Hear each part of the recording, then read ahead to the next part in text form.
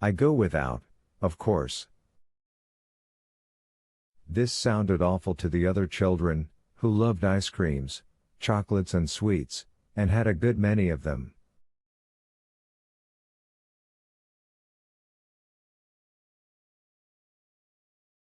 They stared at George.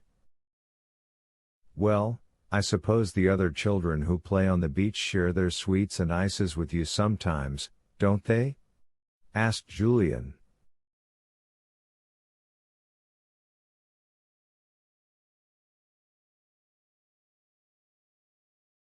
I don't let them, said George. If I can never give them any myself, it's not fair to take them. So I say no. The tinkle of an ice cream man's bell was heard in the distance. Julian felt in his pocket. He jumped up and rushed off, jingling his money. In a few moments he was back again, carrying 4 fat chocolate ice cream bars.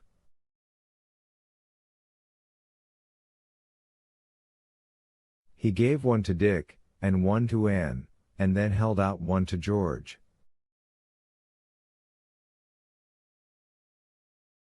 She looked at it longingly, but shook her head. No, thanks, she said. You know what I just said.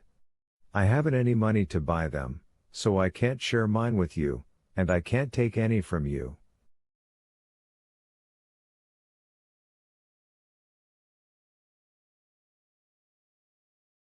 It's mean to take from people if you can't give even a little back. You can take from us, said Julian, trying to put the ice into George's brown hand.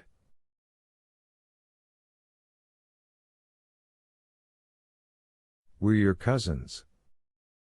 No, thanks, said George again. Though I do think it's nice of you. She looked at Julian out of her blue eyes, and the boy frowned as he tried to think of a way to make the obstinate little girl take the ice.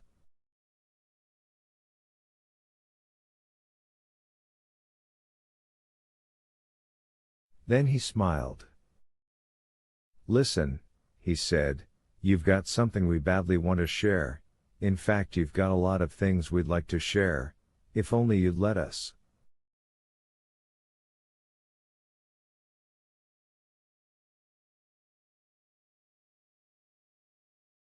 You share those with us, and let us share things like ices with you. See? What things have I got that you want to share? Asked George, in surprise.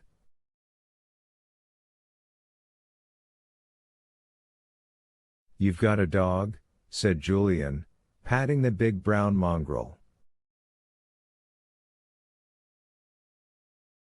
We'd love to share him with you, he's such a darling. And you've got a lovely island. We'd be simply thrilled if you'd share it sometimes. And you've got a wreck. We'd like to look at it and share it too.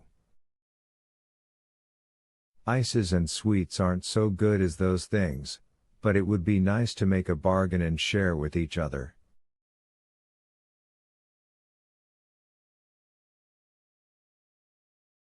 George looked at the brown eyes that gazed steadily into hers. She couldn't help liking Julian.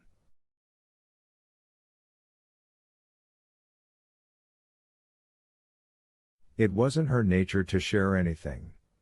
She had always been an only child, a lonely, rather misunderstood little girl, fierce and hot-tempered.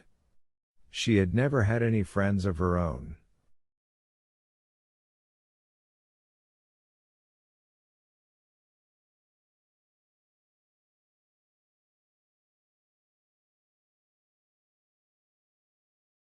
Timothy looked up at Julian and saw that he was offering something nice and chocolatey to George.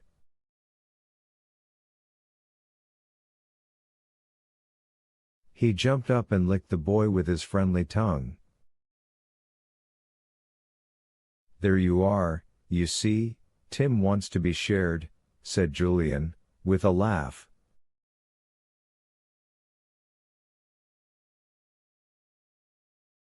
It would be nice for him to have 3 new friends. Yes, it would, said George, giving in suddenly, and taking the chocolate bar.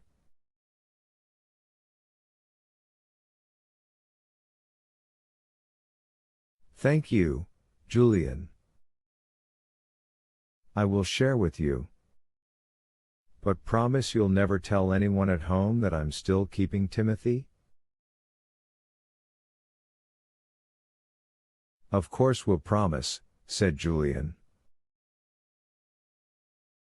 But I can't imagine that your father or mother would mind, so long as Tim doesn't live in their house.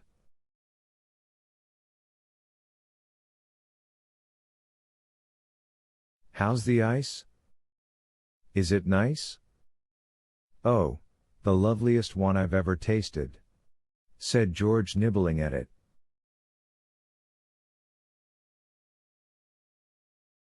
It's so cold. I haven't had one this year. It's simply delicious. Timothy tried to nibble it too. George gave him a few crumbs at the end. Then she turned and smiled at the 3 children. You're nice, she said. I'm glad you've come after all. Let's take a boat out this afternoon and row round the island to have a look at the wreck, shall we?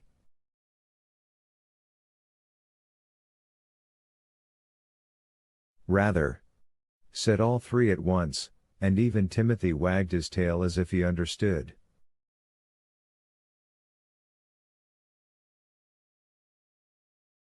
Chapter 4: An exciting afternoon.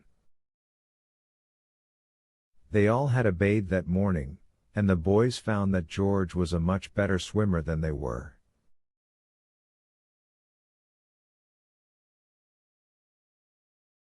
She was very strong and very fast, and she could swim underwater, too, holding her breath for ages.